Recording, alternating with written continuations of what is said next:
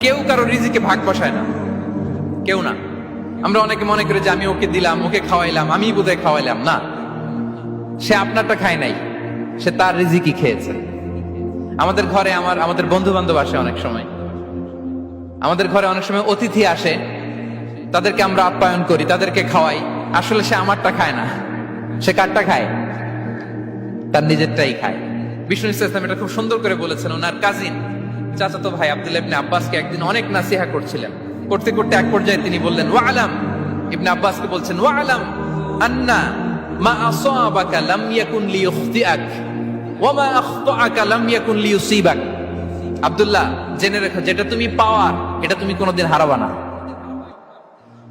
যেটা তোমার হওয়ার কথা ছিল ওইটা তুমি কোনোদিন মিস করবা না। আর যেটা তুমি পাওয়ার কথা না, গোটা বিশ্বের সব শক্তিকে হাতের মুঠোয় আনলেও সেটার দেখা তুমি পাবে না, পাবে না।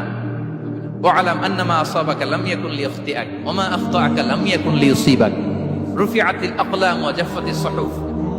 আব্দুল্লাহ, রিজিক নিয়ে চিন্তিত হয়ো না, রিজিক নিয়ে পেরেশান হয়ো না। প্লে ইউর রোল, রিজিক ইজ ফিক্সড। যেটা তুমি পাওয়ার তুমিই পাবা, যেটা তুমি পাওয়ার কথা না চেষ্টা করেও সেটা তোমার কাছে আসবে না।